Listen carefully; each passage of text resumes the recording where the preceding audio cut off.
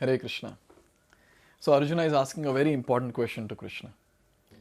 Krishna, you have described till now about the process of Ashtanga Yoga, the various obstacles, and how to overcome the obstacles. But then, I want to ask one question, that a yogi who started practicing with faith, somehow due to worldly mindedness, he deviates from the path and he does not attain perfection in that particular life. So what will be the destination of such a person? So this is the question that he had asked. Now he's elaborating on this question in the current shloka, that is shloka number 38. So let's see that.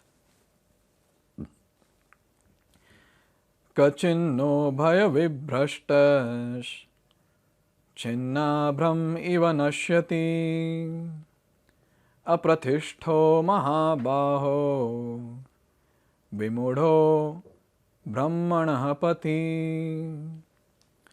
So here he is asking, O Krishna, and look at the word that he is using, Mahabaho. So till now Krishna was calling Arjuna as Mahabaho, O mighty armed one. Now Arjuna is calling Krishna as Mahabaho, O mighty armed one. Because now he has got a doubt and only a mighty armed one can actually solve the doubt. So he is saying Mahabaho.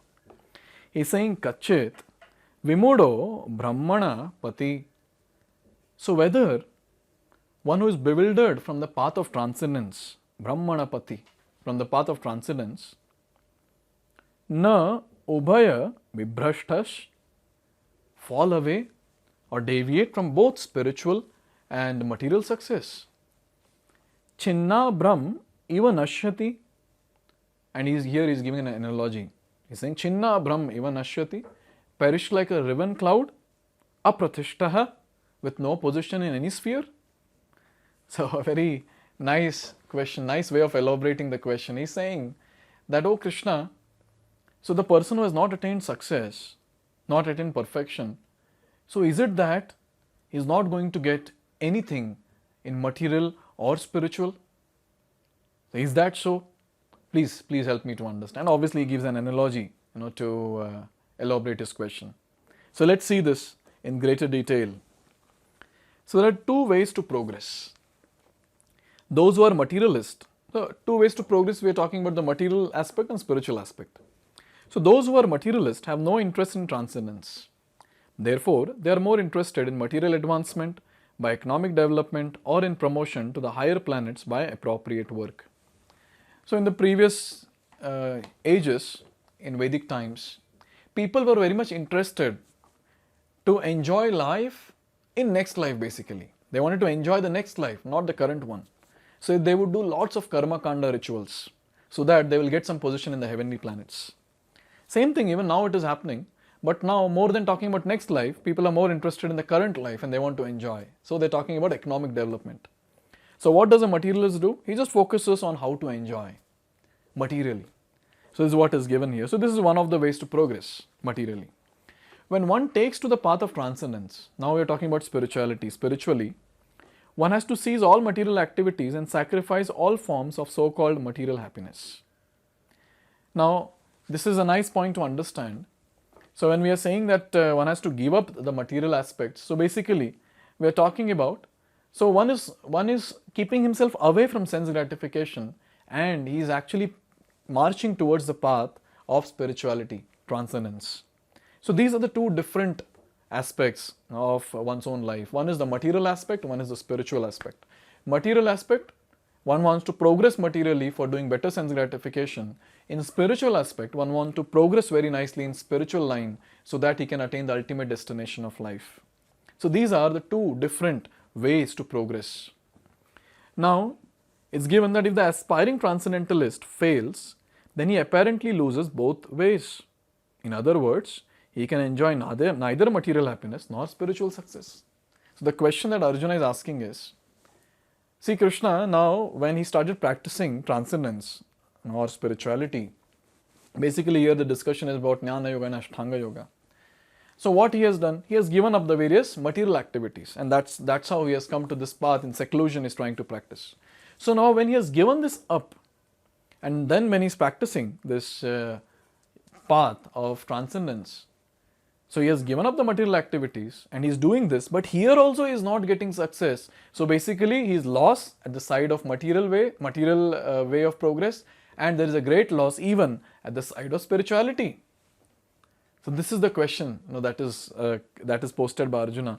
So he is saying that he can enjoy neither material happiness or spiritual happiness. And he is giving this analogy. He has no position. He is like a riven cloud. A cloud in the sky sometimes deviates from a small cloud and joins a big one. But if it cannot join a big one, then it is blown away by the wind and becomes a non-entity in the vast sky. Very, very wonderful analogy.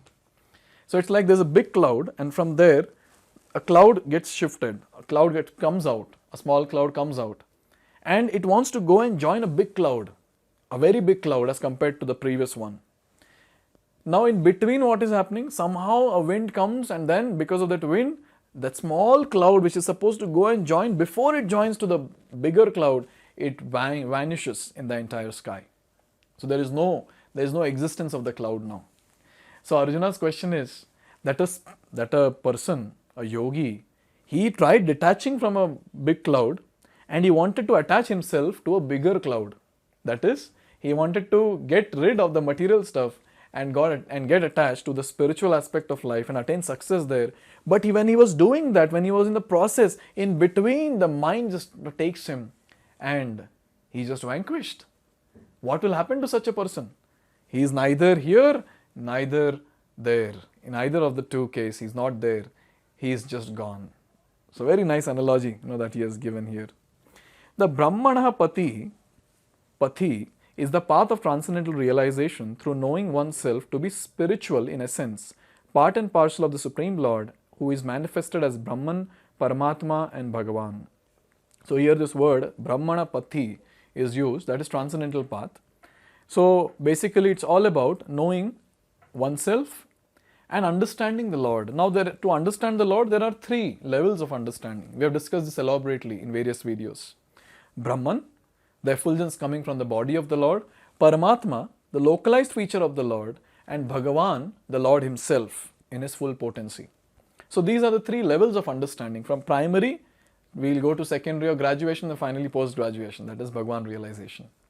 So that is actually called as transcendental path or Brahmana Pati.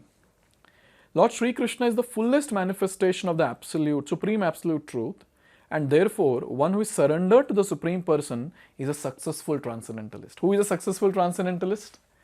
Who surrenders to the Supreme Personality of Godhead. He is a successful transcendentalist. Why? Because that is what is the goal. That is what is the goal of life. The goal is to surrender to Krishna completely, and when someone does that, he has attained success. To reach this goal of life through Brahman and Paramatma realization takes many, many births. Brahunam Janmanam Ante. Therefore, the supermost path of transcendental realization is Bhakti Yoga or Krishna consciousness, the direct method. Now, if someone says, oh, there are 3 levels of realization, Brahman, Paramatma, Bhagavan. So let me go step by step. Let me realize Brahman through the Jnana Yoga. Then I'll realize Paramatma through Ashtanga Yoga. And then finally I'll come to Bhagavan realization by practicing Bhakti Yoga. What is our lifespan? Our lifespan is very, very small. In this hardly we can do anything. And in this small lifespan, we have to sleep, we have to eat, we have to go to office, we have to take care of the family and all that, and little bit of spiritual practice we do. In that little bit of spiritual practice, tell me, how can we think of first doing Jnana Yoga, then Ashtanga Yoga and then Bhakti Yoga? Finally, what are we supposed to do? Realize Bhagavan, surrender unto Bhagavan. And what is the process to reach Bhagavan? Bhakti Yoga. So why beat around the bush? Why think of going step by step? Why can't we directly take an elevator and directly go to the top floor? That's what we need to do. When we practice Bhakti Yoga by following various wonderful process that is given, starting from Shravanam and Kirtanam, that is chanting of the holy names, hearing about the Supreme Personality of Godhead, and various other angas which are given. So by doing all this, what is happening?